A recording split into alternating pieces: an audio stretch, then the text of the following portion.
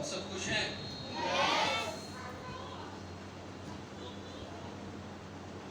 दुआ करता हूँ कि हमेशा उसमें खुश रहें और मसीह में कायम रहें ताकि बहुत सा फल आए।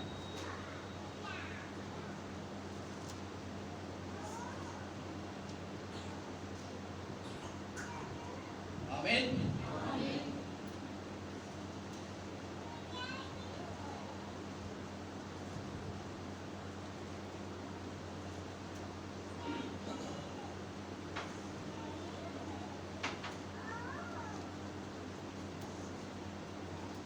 आज का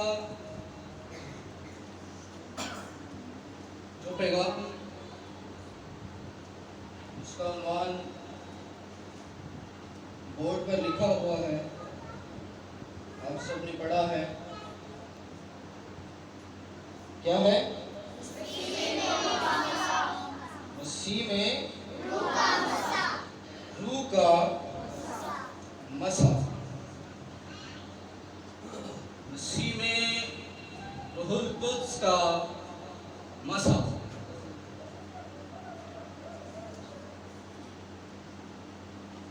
मैं पिछले कई दिनों से इसके ताल्लुक से सोच रहा था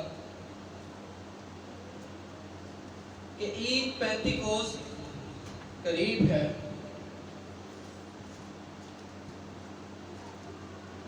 और क्या पैगाम दिया जाए इस मौका के ताल्लुक से, इस ईद के ताल्लुक से, कि जिस कलाम से हम इस ईद की तैयारी कर सकें।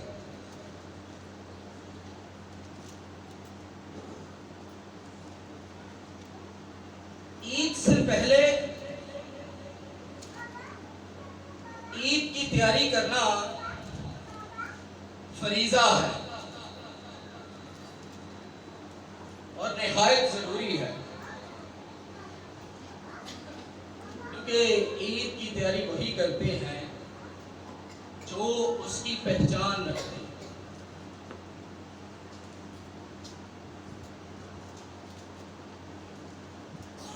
जिनके पास ईद की पहचान नहीं,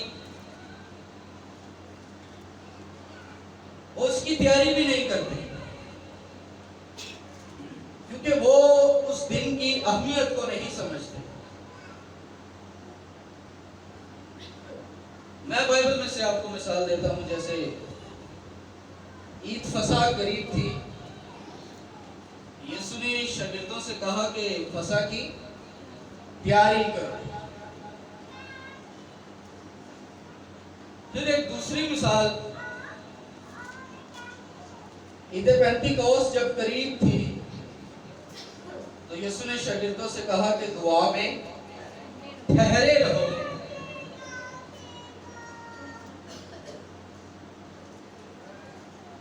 तो तैयारी बड़ी जरूरी है, ये बाइबल सिखाती है। हम क्रिसमस या ईद के अंतिम मसीह में तो सरगर्म रहते हैं और हमारी सरगर्मियां वादे नजर भी आती हैं, मगर ईद साउद या ईद पेंतिकोस्त के बारे में हम सरगर्म नहीं होते, और जो थोड़ी सी हिलजुल करते भी हैं तो वो सरगर्म नहीं बल्कि नीम बराबर के बराबर होती है, नीम गर्म के बराबर। और नीम गर्म को यीशु कहता है कि मैं अपने मुंह से निकाल फेंकूंगा।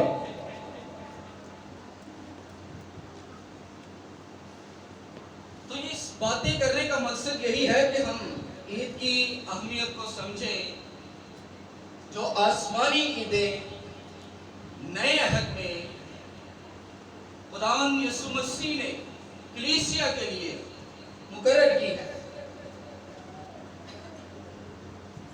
आइए हम अपना मरकजी हवाला तिलावत करेंगे।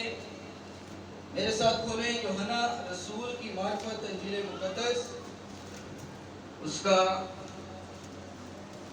20 बाब और उसकी आयत नंबर 30।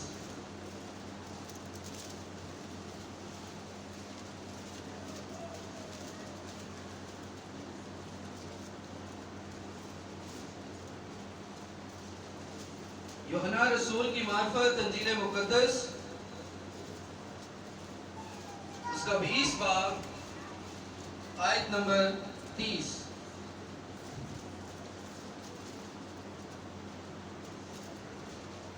लिखा है, और यीशु ने और बहुत से मौजज़े शागिर्दों के सामने दिखाए जो इस किताब में लिखे नहीं गए,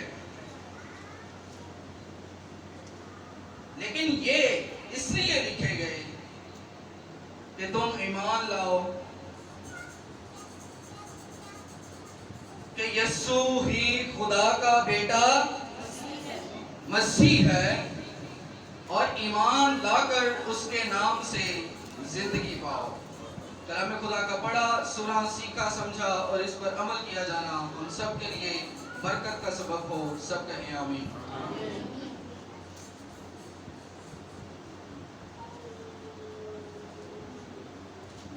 यूहन्ना रसूल गवाही देता है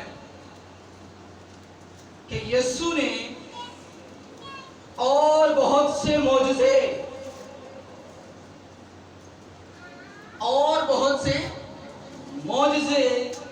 शागिर्दों के सामने दिखाए जो इस किताब में लिखे नहीं गए।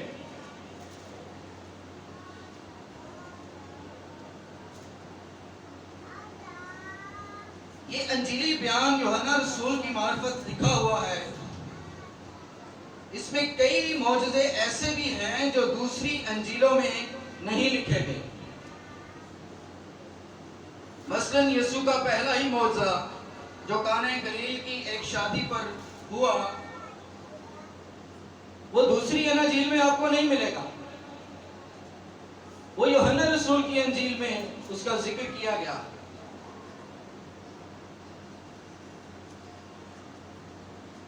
और जो लिखे नहीं गए, जो वाक़यात, जो मौजज़ात, जो बयानात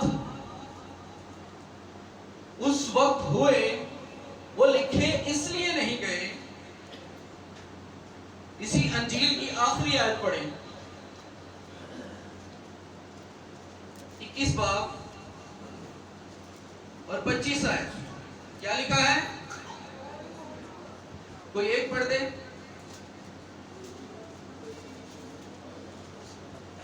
माइक पर काइंडली पढ़ दे। और भी बहुत से काम हैं जो यीशु ने किए। अगर वो जुदा जुदा लिखे जाते तो मैं समझता हूँ कि ये किताबें लिखी जाती, उनके लिए दुनिया में गुंजाइश ना होती। दुनिया में गुंजाइश ना होती। यीशु ने और बहुत से शागिर्दों के सामने मौजज़े दिखाए,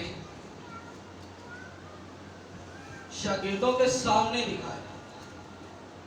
यानी ये कोई सीखी सिखाई बातें नहीं हैं, सुनी सुनाई बातें नहीं हैं, रटी रटाई बातें नहीं हैं, बल्कि ये आंखों देखी बातें हैं। Vision memories, visionary memories are the strong memories in the world. जो बातें आंखों देखी हो, वो यादों में से मजबूत याद होती है। मैंने ठीक कहा?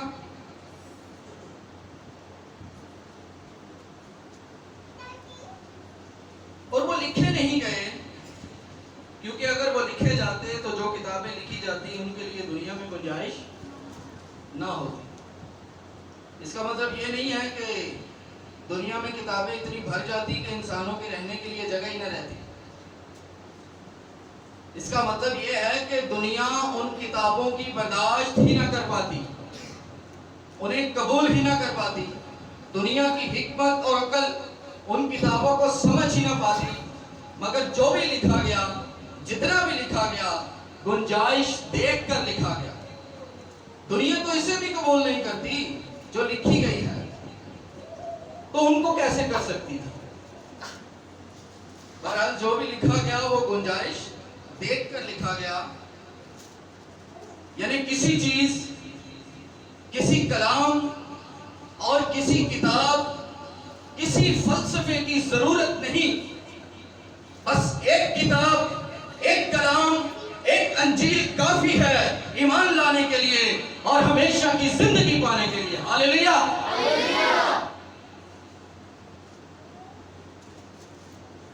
सिर्फ यही काफी है जो लिख दिया गया।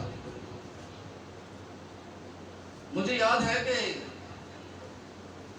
जब मैंने अपनी मिसेस को बाइबल स्टडी करवाना शुरू की, तो जब वो कुछ चीजों को समझ नहीं पाती थी तो कहती थी यहां पर ऐसे क्यों लिखा हो, ऐसे क्यों नहीं लिखा हो।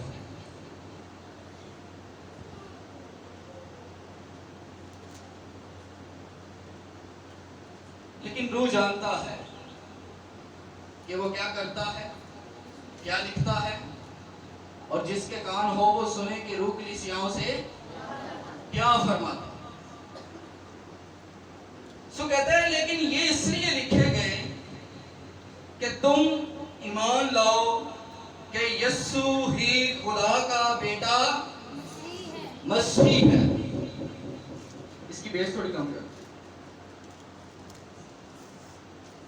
वो मसीह है, वो खुदा का बेटा है, उसका नाम यीशु है, वही मसीह है, वही मसीह है, वो मसीह है। उसी यीशु को जिसको तुमने मसलूब किया, खुदा ने खुदावन भी किया और मसीह भी मसीह किया। मसीह यानी मसा किया हुआ। उसी यीशु को जो अज़ल में खुदा का कलमा, वो कलमा मुजस्सम हुआ, बदन में आ गया, उससे मसा किया गया, वो मसीह कहलाया। मैं यहां पर रुका हुआ, मैं बार बार इसे दोहरा रहा हूं ताकि आप सबकी तवज्जो मसीह की तरफ खींच सकूं। वो मसा किया गया, बेटा मसा किया गया, वो मसीह किया गया। और जब वो मसा किया गया तो लोगों ने उसको, जो बाप के लोग हैं, उस पर गवाही दी कि तू जिंदा खुदा का बेटा मसीह है। यीशु ने पूछा लोग अपने आदम के हक में क्या कहते हैं? कोई एलिया कहता है, कोई यूहन्ना बपतिस्मा देने वाला फिर आ गया, कोई नबियों में से कोई कहता है। लेकिन पतरस रसूल क्या बोला कि तू जिंदा खुदा का बेटा मसीह है। और यूहन्ना रसूल भी अंजील में लिख रहा कि ईमान लाओ कि यीशु ही खुदा का बेटा मसीह है। दाऊद बादशाह ने पहले से जिक्र कर दिया, पहले ज़बूर में उसने जिक्र किया मसीह के ताल्लुक से। कहता है बेटे को चूमो। बादशाह मसीह के खिलाफ उठ खड़े हुए, बेटे को चूमो, ऐसा ना हो कि उसका कहर भड़के। ये बातें पहले ज़बूर में लिखी हुई हैं। और फिर पहले से लिखा है कि उसका इल्म तो बनाए आलम से बेशतर से था, मगर ज़बूर आखिरी ज़माना में तुम्हारी खातिर हुआ। यहां तक कि खुदा ने खुद गवाही दी कि ये मेरा प्यारा बेटा है जिससे मैं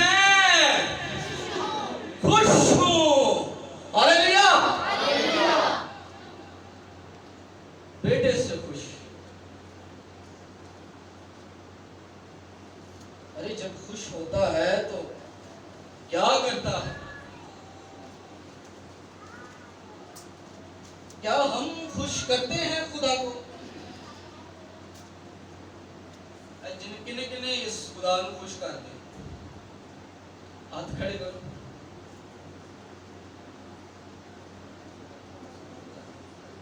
अद्धे जदे इधर ने ते अद्धे जदे इधर ने। चलो जेड़े करते हो, तुहाडे को कोई निशान है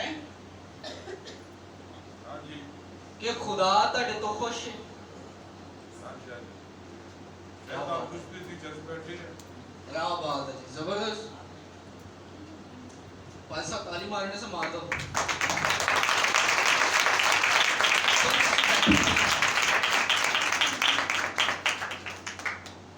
असी चर्च में बैठे हैं, जबरदस्त। यीशु से भी लोग निशान मांगा करते थे, तो हमें क्या निशान दिखाता? अगर हमसे कोई इस बात का निशान तलब करे कि क्या निशान है कि खुदा तुमसे खुश है और मुझसे नहीं, कोई आए और कहे कि खुदा तुमसे खुश है और मुझसे नहीं, तो तुम बताओ कि तुमसे खुश क्यों है? तो हमारे पास क्या निशान है? क्या हम बताएंगे उसे? ਹੁਣ ਤੇ ਤੁਸੀਂ ਚਰਚ ਬੈਠੇ ਹੋ, ਮੈਂ ਪੁੱਛ ਲਿਆ। ਅਸੀਂ ਤੇ ਉਹਨੂੰ ਇਹ ਕਹਾਂਗੇ ਯਿਸੂ ਦੇ ਮਾਨ ਲਿਆ ਦਿੱਤੇ ਤੇ ਖੁਦਾ ਖੁਸ਼ ਹੋਏਗਾ। ਕੀ ਬਾਤ, ਜ਼ਬਰਦਸਤ।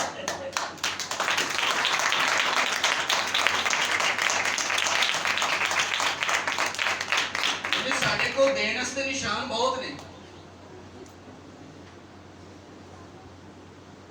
मैं इब्रानियों में से पढ़ता हूं जी कि जिनसे वो खुश होता है उसका निशान क्या?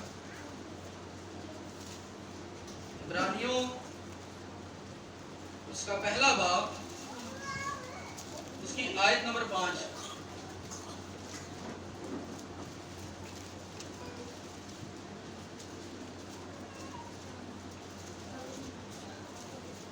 इब्रानियों पहला बाब और आयत नंबर 5 लिखा है, क्योंकि फरिश्तों में से उसने कब किसी से कहा कि तू मेरा बेटा है, आज तू मुझसे पैदा हुआ, और फिर ये कि मैं उसका बाप हूंगा और वो मेरा बेटा होगा, और जब पहलौठे को दुनिया में फिर लाता है तो कहता है कि खुदा के सब फरिश्ते उसे सिजदा करें, और फरिश्तों की बाबत ये कहता है कि वो अपने फरिश्तों को हवाएं और अपने खादमों को आग के शोले बनाता है, मगर बेटे की बाबत कहता है, खुदा तेरा तख्त अब्दुलबाद रहेगा और तेरी बादशाही का असा रास्ती का असा होगा। तूने रास्तबाजी से मोहब्बत और बदकारी से अदावत रखी, इसी सबब से खुदा, क्या पढ़ा आगे, क्या लिखा है जी, क्या पढ़ा? यानी खुदा, तेरे खुदा ने खुशी के तेल से तेरे साथियों की निस्बत तुझे ज्यादा मसा किया। जिससे खुश होता है क्या करता है? क्या करता है? मसा करता है। जिससे खुश होता है उससे मसा करता है। किससे? खुशी के तेल से। क्या है खुशी का तेल? पादी साहब, खुशी का तेल क्या है? वो यीशु ने एक तमसील कही थी, वो कुंवारियों के ताल्लुक से। वो जिन्होंने अपनी कुपियों में तेल नहीं भरा, इस्तकबाल ही ना कर सकी, शादी में शरीक ही नहीं हो सकी, और जिन्होंने कुपियों में तेल भर लिया, वो दूल्हे को, उसकी आमद को देख लिया, उसे खुशामदीद कर लिया, उसका इस्तकबाल कर लिया और शादी की ज़ियाफत में शरीक हो गई। बाज फिर दुजियां आई हैं, खुदावन हमारे लिए दरवाजा खोल, अही तेल ले आई हूं। लेकिन तब क्या हो चुकी थी? देर।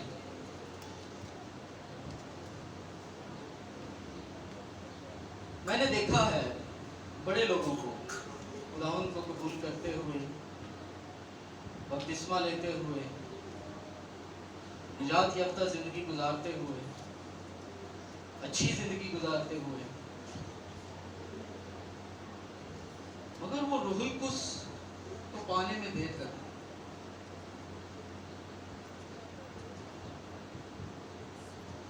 रूहुल कुस उनके साथ तो होता है, रहनुमाई तो करता है,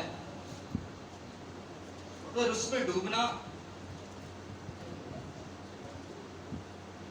रूहुल कुस के बपतिस्मा से पहले और उसके बपतिस्मा के बाद की जो जिंदगी है, मुझे उसका जाती तजुर्बा है, वो बड़ी फर्क जिंदगी है। मैं उसे जानता हूं क्योंकि मैंने उस जिंदगी को जिया है।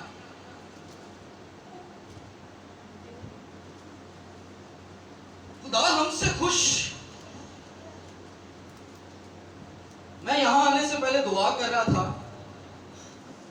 कि खुदा मुझे हिकमत दे और मेरे लिए आसानी पैदा करे कि जो बातें भेद हैं उनका बयान सहल करके कर सकूं, कि उसको समझने में मुश्किल ना हो।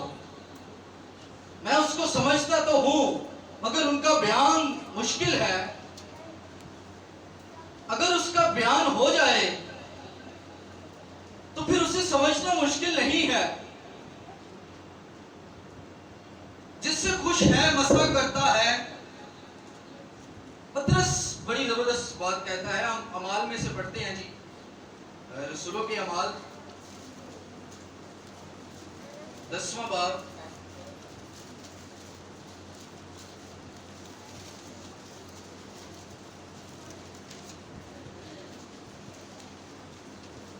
आयत नंबर है 34।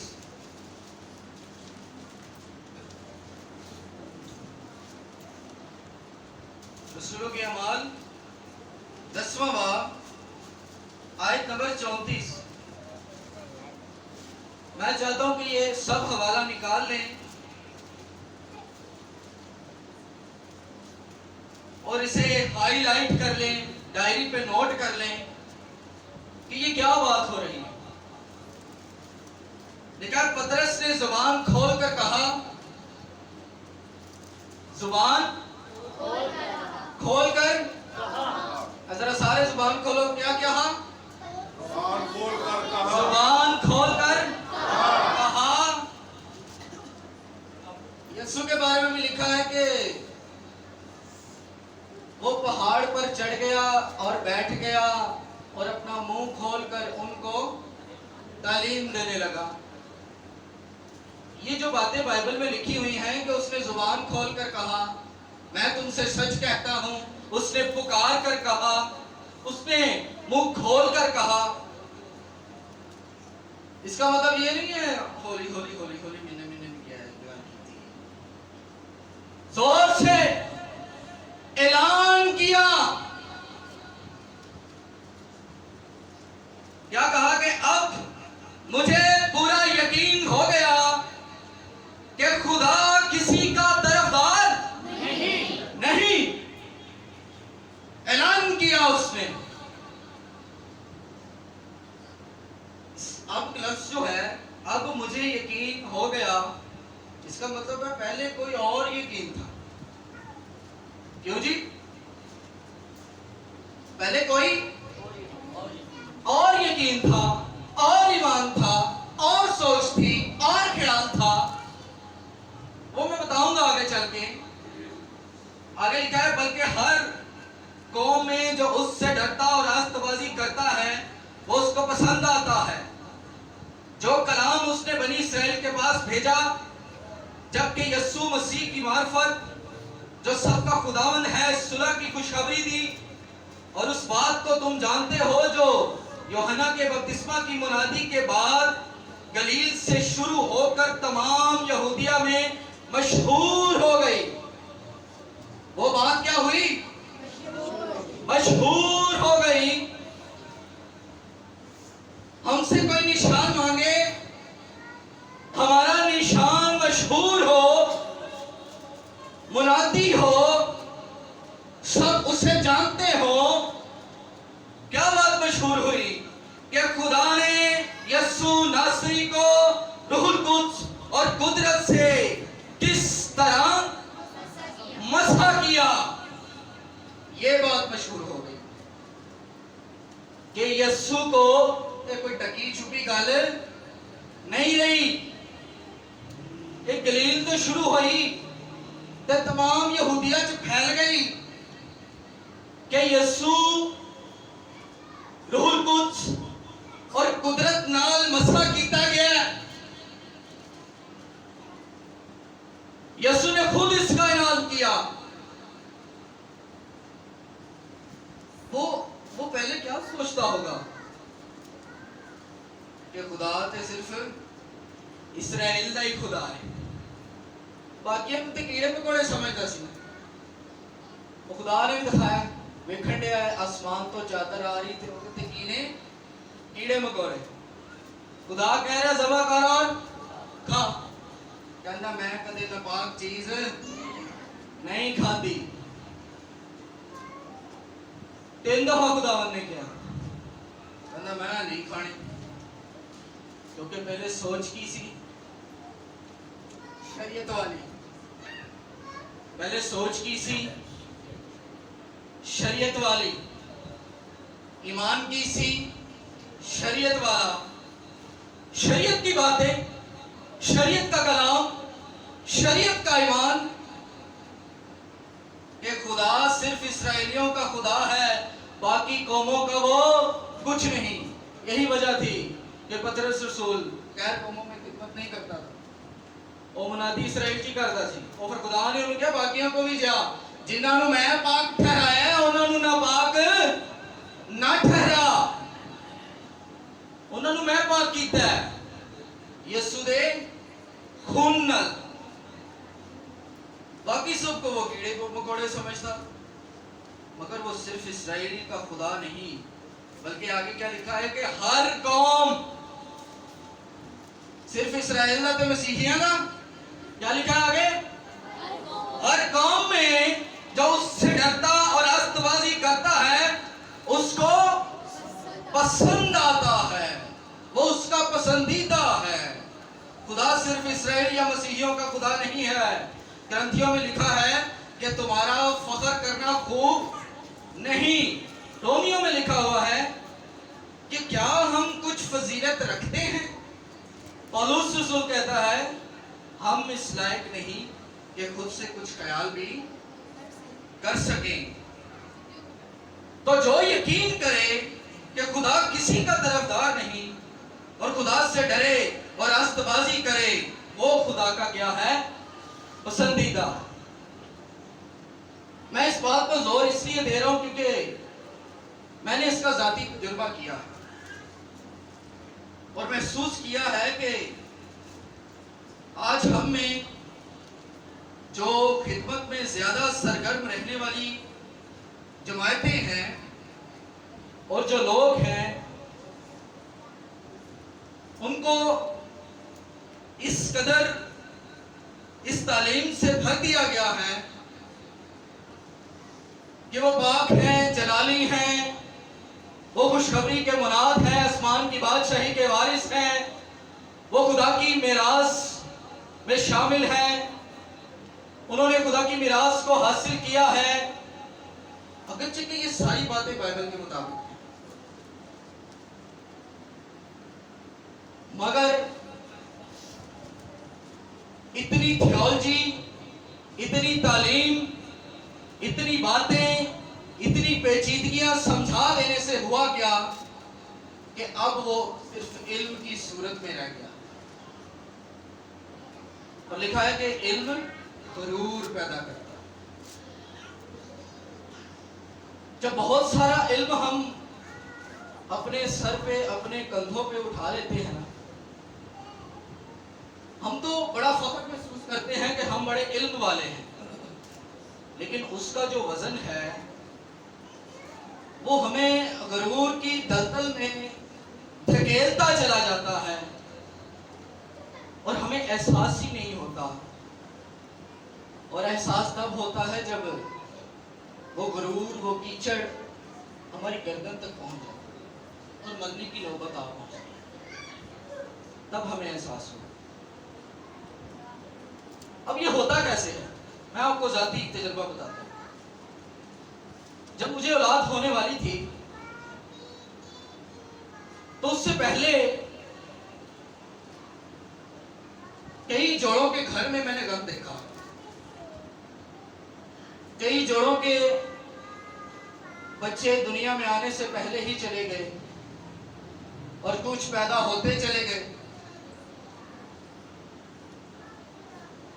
मेरी ये सोच थी, मेरा ईमान था कि मैं खुदा का खादम हूं, उसका बंदा हूं, रास्तबाज हूं, मेरे साथ ये कभी नहीं होगा। अगरचे कि ये सारी बातें कलाम के मुताबिक है, मगर मुझ पर भी वो वक्त आया कि सब कुछ ठीक होने के बावजूद भी मेरा बेटा मुझसे जुदा हुआ। और तब मुझे एहसास हुआ कि जिसे मैं अपना ईमान समझता था वो मेरा गुरूर था। मेरे गुरूर ने मुझे उस दलदल में धकेल दिया और मुझे पहचान हुई कि खुदा सिर्फ रामिश का खुदा नहीं है, खुदा सिर्फ इसराइलियों का खुदा नहीं है, खुदा सिर्फ मसीहियों का खुदा नहीं है, बल्कि हर कौम में जो उससे डरता और रास्तबाजी करता है वो उसको पसंद आता है। पसंद आने का मतलब ये नहीं है कि वो हमेशा की जिंदगी पा जाता है। पसंद आता है, खुदा उससे खुश होता है, खुदा उसके लिए ऐसे मौके पैदा करता है कि वो हमेशा की जिंदगी पा जाए। कुरनेलियस को यीशु ने, खुदा ने पसंद किया, उसकी दायगी और उसका खैरात करना खुदा के हुजूर याद किया गया, उसकी रास्तबाजी को खुदा के हुजूर याद किया गया, वो पसंद किया गया और खुदा ने उसके लिए ऐसा मौका फराहम किया कि वो हमेशा की जिंदगी पा जाए। Hallelujah, hallelujah.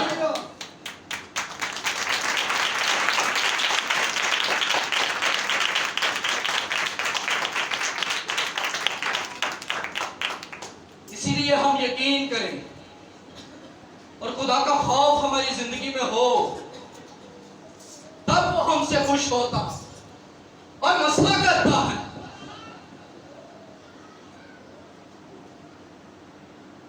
यीशु ने क्या ऐलान किया, आप मेरे साथ देखें लूका रसूल की मार्फत इंजील मुकद्दस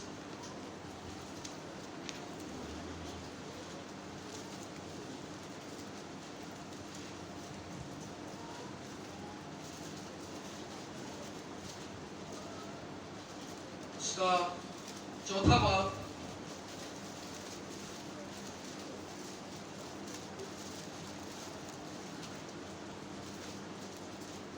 आयत नंबर 16।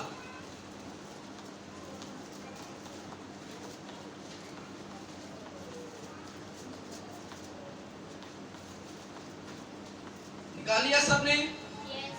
लिखा है, और वो नासरत में आया जहां उसने परवरिश पाई थी, अपने दस्तूर के मुआफिक सबत के दिन इबादत खाना में गया।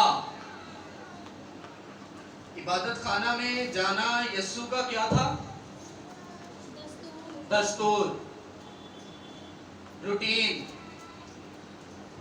बाकायदगी, बिला नागा। असी तो इतवार नूं मशीन लानी हुंदी है, इतवार नूं एक छुट्टी हुंदी, आराम करना हुंदा है। किसी ने नाइट कीती हुंदी है, किसी ने डबल कीती हुंदी ड्यूटी, ओदी नींद दी जरूरत हुंदी ओनू, ओ करदा पिया हुंदा। कईयां दी रूटीन ते आ हुंदी। यीशु दी की रूटीन है? दस्तूर के मुआफिक सबत के दिन इबादत खाना में जाना, इबादत करना। बेटा होने के बावजूद उसका दस्तूर है कि वो इबादत खाना में जाता, और लिखा है पढ़ने को खड़ा हुआ और यशायाह नबी की किताब उसको दी गई और किताब खोलकर उसने वो मुकाम निकाला जहां ये लिखा था कि खुदावंद का रूह मुझ पर है, इसलिए कि उसने खुदावंद का रूह मुझ पर है, किस लिए? इसलिए कि उसने मुझे गरीबों को खुशखबरी देने के लिए मसा किया, और उसने मुझे भेजा है कि कैदियों को रिहाई और अंधों को बीनाई पाने की खबर सुनाऊं, कुचले हुओं को आजाद करूं और खुदावंद के सारे मकबूल की मुनादी करूं।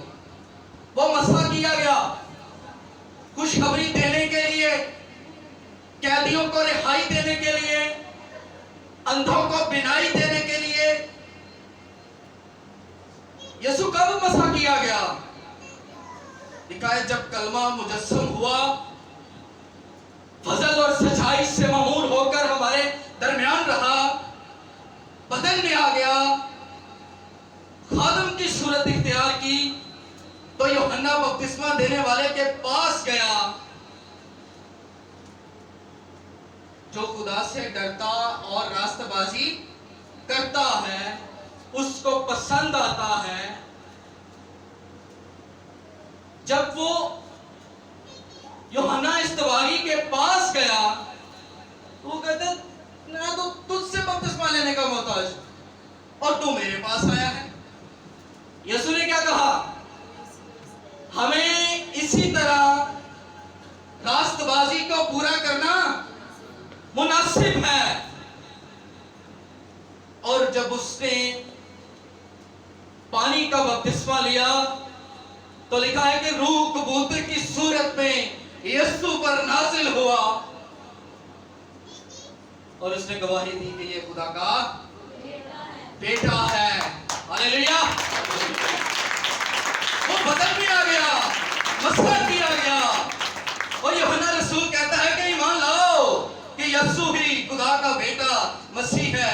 और मरकस कहता है कि ईमान लाने वालों के दरमियान ये मौजूदे होंगे। अब मेरे साथ देखिए मरकस की अंजील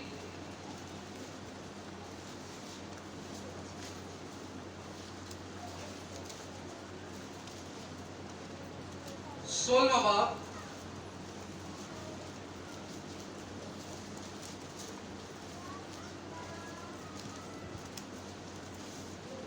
और उसकी आयत नंबर 17 से मैं पढ़ूंगा। लिखा है, और ईमान लाने वालों के दरमियान ये मौजूदे होंगे। अब आगे मौजूदों की लिस्ट है। वो मेरे नाम से बदरूहों को नई नई जुबानें, सांपों को उठा लेंगे, और अगर कोई हलाक करने वाली चीज पिए गए तो उन्हें कुछ जरर ना पहुंचेगा। वो बीमारों पर हाथ रखेंगे तो अच्छे हो जाएंगे।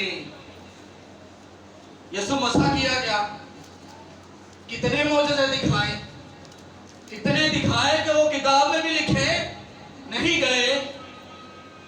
और जो लिखे गए वो इसलिए लिखे गए कि कलीसिया ईमान लाए, हम ईमान लाए कि यीशु ही खुदा का बेटा मसीह है, यीशु ही खुदा का बेटा मसा किया हुआ है, जो खुशखबरी देने को मसा किया गया, जो बीमारों को चंगा करने के लिए मसा किया गया, जो अंधों को आंखें देने के लिए मसा किया गया। लिखा है पाक रूह यीशु पर नाजिल हुआ कबूतर की सूरत में। तो मुझे बताएं, क्या यीशु ने गैर ज़ुबानें बोली? बताना ज़ुबानें बोली? नहीं बोली। नबियों पर नाजिल हुआ, पैगंबरों पर नाजिल हुआ। लिखा रूह, वो रूह से भर के उसने कलाम किया, खुदा का रूह उन पर आया, रूह का जोर उन पर आया, उन्होंने नबूवत की। लेकिन क्या उन्होंने बेगाना जुबानें बोली? हाँ जी, सारे बोलो। नहीं बोली। यीशु ने शागिर्दों में फूंका, कहा रुलकुस लो। क्या उन्होंने बेगाना जुबानें बोली? नहीं बोली। लोग कहते, और जब यीशु ने नहीं बेगाना जुबाना बोली, असी क्यों बोली है? और आज सुबह मुझे भाई समीर कह रहे थे, वो बता रहे थे कि उनके दफ्तर के कोलीग को रुलकुस का बपतिस्मा हुआ और उनका पादरी कहता है कि तू जो जुबानें बोलता है ये रुलकुस की जुबान नहीं है, ये तू शैतान की प्रस्तिश करता है। ऐसा ही हाथ खड़ा कर दे, मैंने सच कहा। वो तो मानते ही नहीं, कहते नहीं जो यीशु ने नहीं बोली है तो ऐसी क्यों बोली है, मूसा ने नहीं बोली है तो ऐसी क्यों बोली है, एलिया ने, वो एलिया के ऊपर वो लिखा वो चलता हुआ कोयला रखा और लिखा है तेरी नापाकी जाती रही और तेरी बोली पाक हो गई। क्या उसने बेगाना जुबानें बोली? नहीं बोली। चलता हुआ कोयला, नापाकी दूर हो गई, लेकिन बेगाना जुबानें नहीं बोली। क्यों? आप पढ़े जी यूहन्ना की इंजील 7 बाब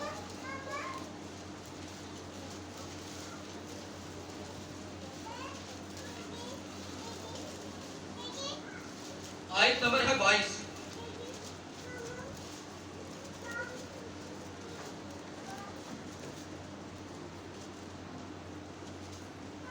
बल्कि 38वीं आयत से पढ़ूंगा।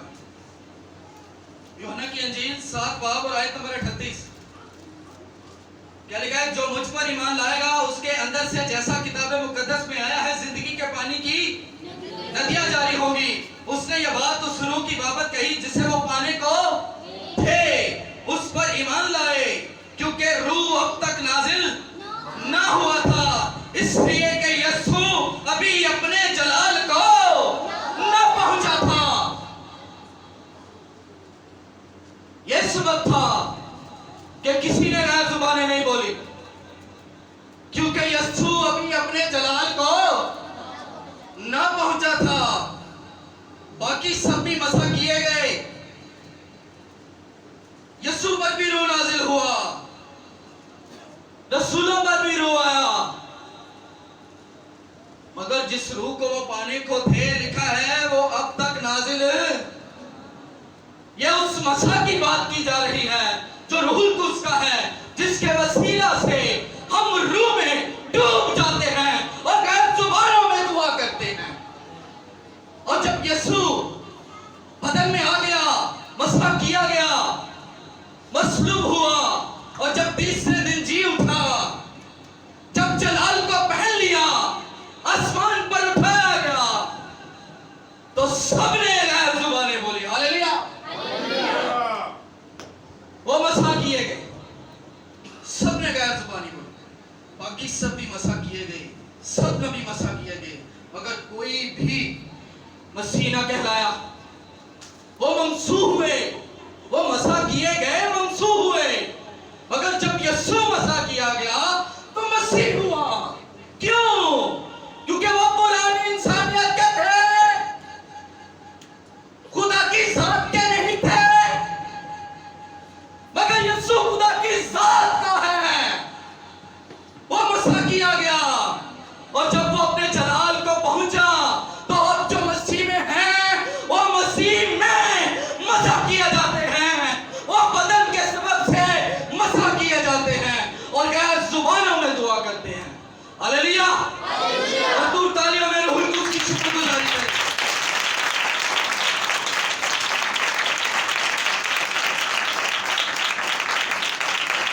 वो खुदा की जात में शरीक हुए हैं।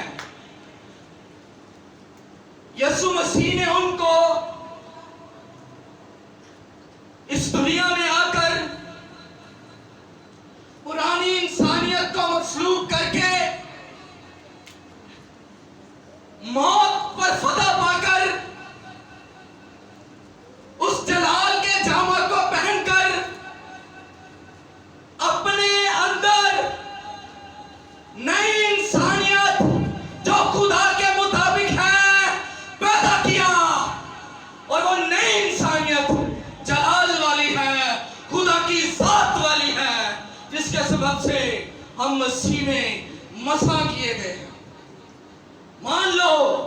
यकीन कर लो कि हम मसीह में मसा किए गए।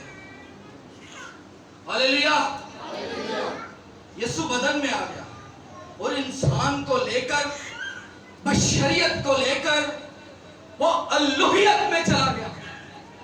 उसने बशर को पुरानी इंसानियत लेकर नहीं इत्तेहाद किया ज़ात के साथ, पुरानी को तो खत्म कर दिया, मसलूब कर दिया, उसकी हकीकत खत्म, नई इंसानियत को अपने अंदर जन्म दिया और वो नई इंसानियत रूहुल कुद्स में पैदा की गई।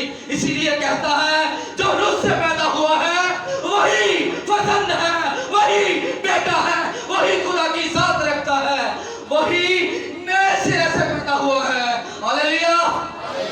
वो नए सिरे से पैदा हुआ है, वो खुदा का फर्जंद है, वो जलाल वाला है। उसने पुरानी इंसानियत को मसलूब करके जी उठकर नई इंसानियत को जन्म दिया जो जलाल वाली है, नई इंसानियत को जन्म दिया जो जलाल वाली है, वो खुदा की जात वाली है। अब तो यीशु अपने जलाल को पहुंच गया, यीशु अपने जलाल को पहुंच गया। अब मैं पढ़ता हूं जी, यूहन्ना की इंजील में से पढ़ेंगे 17वां बाब है गालबन जी।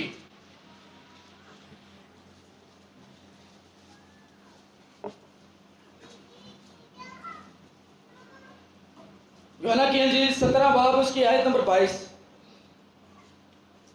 क्या लिखा है? और वो जलाल जो तूने मुझे दिया है, मैंने, सारे बोलो, मैंने उन्हें दिया ताकि वो एक हो जाए। हालेलुया। खुदा के अंदर एक हो जाए। और जो मसा मसीह में रूह कुद्स का है, उसमें एक होने के सबब से हमें रूह में हासिल है। अब जब वो अपने आदम आएगा तो वो ये ईमान पाएगा कि यीशु ही खुदा का बेटा क्या है, मसीह है। और जिसमें यह ईमान पाएगा उसमें जात की अकाई पाएगा और वो उड़कर यीशु का इस्तेमाल करेगा। हालेलुया।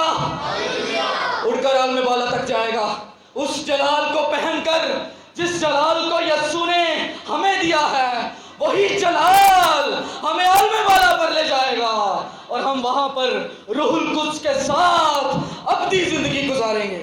हालेलुया। अब जो मसीह में है, मैं एक जुमला बोलने लगा, आप इस जुमले को घर ले जाए। कोई खुश कर सकता है तो मैं बल्कि पादरी साहब से कहूंगा कि आए और जो जुमला मैं बोलता हूं उसे बोर्ड पर लिख दें।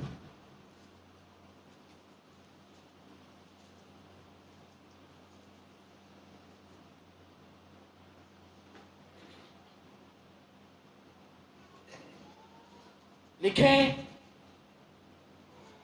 अब जो मसीह में है वो मसीह है। अब जो मसीह में है वो क्या है? वो मसीह है। जो मसीह में है वो अब तक मसीह है। मसीह का माना मैंने क्या बताया था?